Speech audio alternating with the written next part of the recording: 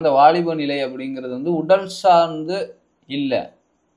உள்ளம் சார்ந்து இருக்கக்கூடிய, அதுவும் இந்த உள்ளம் புலன் சார்ந்து இருக்கக்கூடிய எண்ணங்கள்ல இருக்கிறதுனால தான் அந்த ஒரு நாள் சுகமும், ஒரு நாள் துக்கமும் இருக்கு. வாழ்க்கையில வந்து புலன் சார்ந்து தினமும் இன்பம் கிடைச்சுக்கிட்டே இருக்குமானா கிடைக்காது. ஒரே விஷயத்த வந்து இன்பமா இருக்கிறது நீடிச்சுச்சுன்னா அடுத்து துன்பமாயிரும். ஜிலேபி சாப்பிட்டுக்கிட்டே இருந்தோம் அப்படின்னோம்னா 4வது ஜிலேபிக்கு அப்புறம் நமக்கு வந்து திகட்ட ஆரம்பிச்சிடும். டிவி பார்த்துக்கிட்டே இருந்தோம்னா 4 மணி நேரத்துக்கு அப்புறம் நமக்கு வந்து கண் வலிக்க ஆரம்பிச்சிடும். அப்போ இந்த புலன் சார்ந்து வரக்கூடிய எண்ணங்கள்ல அவனுடைய உலகம் இருக்கு அப்படின்னா அது நிச்சயமா சந்தோஷமா இருந்துச்சுன்னா அதே நிகழ்வு சங்கடமா மாறும். அப்போ அதை ஏற்றுக்கக்கூடிய நிலை அப்படிங்கிறது அவன்கிட்ட இல்லாததுனால அந்த இடத்துல வந்து அந்த எமோஷன்ஸ்க்கு தகுந்த மாட்டம் அவனுடைய உடலும் மனமும் ரியாக்ட் பண்ணிக்கிட்டு இருக்கு. இப்போ அந்த உடல் மனம் அப்படிங்கிறதுல வரக்கூடிய எண்ணங்களாக இருக்கக்கூடிய அவனுடைய வாழ்க்கை நிலையை ஃபஸ்ட்டு உடலுக்கோ அல்லது உள்ளத்துக்கோ கூட்டிட்டு வர்றதுக்கான வேலைகள் நாம் செய்யணும். ஒரு எக்ஸசைஸ் பண்ண வைக்கிறது, இல்லாட்டினா நல்ல புத்தகங்கள் படிக்க வைக்கிறது, மனம் சார்ந்து இன்னும் நிறைவான மகிழ்ச்சி சார்ந்து இருக்கக்கூடிய ஒரு நிலை. அதுக்கு வந்து அவனுடைய உலகத்தை வந்து நம்ம டிரான்ஸ்ஃபர் பண்ணணும். அதனால தான் இந்த வாலிப பாலக பருவத்தில் வந்து நல்ல தாய் தந்தை ப்ளஸ்ஸு ஆசிரியர்கள்ட்ட கொண்டு போய் விடுறது.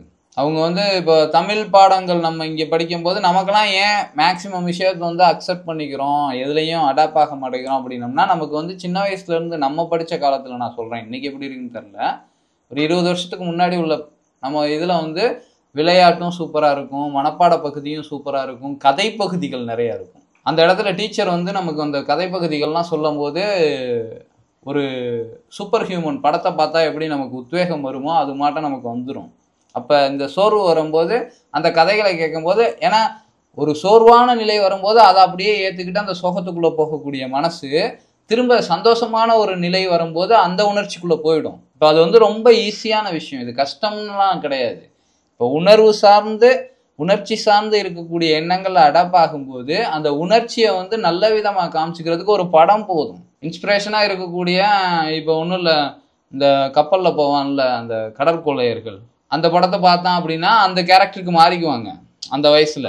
ஸோ அந்த இடத்துல அதை பாசிட்டிவாக எதாக இருந்தாலும் ஏற்றுக்கிட்டு நகர்ற மாட்டான் அந்த படத்தை எடுத்துருந்தாங்கன்னு வச்சுக்கோங்க அந்த ஹீரோயிஸ்ட்டை. இந்த இடத்துல என்ன சோகம் வந்தாலும் தட்டி விட்ருவாங்க.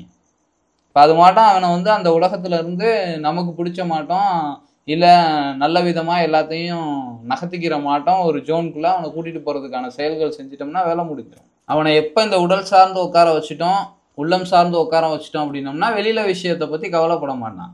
எக்ஸசைஸ் பண்ணுற ஒருத்தனை எடுத்துக்கோங்க, எவன் என்ன சொன்னாலும் அவன் வந்து எக்ஸசைஸ் பிடிச்சி போச்சு அப்படின்னா நல்லா சாப்பிடுவான், எக்ஸசைஸ் பண்ணுவான், ரெஸ்ட் எடுப்பான். அதை தாண்டி தான் மற்ற விஷயத்துக்கு இடம் கொடுப்பான். ஏதாவது ஒன்றை வந்து விரும்ப வச்சிடணும், அதோட ஒன்றை வச்சிடணும். உடல் சார்ந்து உள்ளம் சார்ந்து உயிர் சார்ந்து உட்காந்தானா இன்னும் பெனிஃபிட். இப்போ திருஞான சம்பந்தர்லாம் உயிர் சார்ந்து உட்காந்தாரு. உயிர் சார்ந்துனா உயிரின் இயக்கத்துல இந்த பிரபஞ்ச அறிவோட உட்கார்றது. ஏன் எதுக்கு அப்படின்ற யோசனை வரும்போது ஞானப்பால் குடிக்கிறது, அதெல்லாம் அந்த கான்செப்ட்ல. உடல் சார்ந்து உட்காந்தாலும் நோ ப்ராப்ளம். நான் 13 வயசுல வந்து எக்ஸசைஸ் இந்த எனக்கு வந்து அன்னைக்கு பெரிய மகான்கள்லாம் தேவைப்படலை. ப்ரூஸ்லி 33 வயசு தான் வாழ்ந்தாரு, இறந்து போனாரு. ஆனால் அவரோட அந்த உடல் சார்ந்து இருக்கக்கூடிய சக்தி என்ன ஆக்கிரமிச்சிச்சு. அது மட்டும் ஒரு ஆளாகணும் அப்படின்னு சொல்லிட்டு எக்ஸசைஸ் பயங்கரமாக பண்ண ஆரம்பித்தேன்.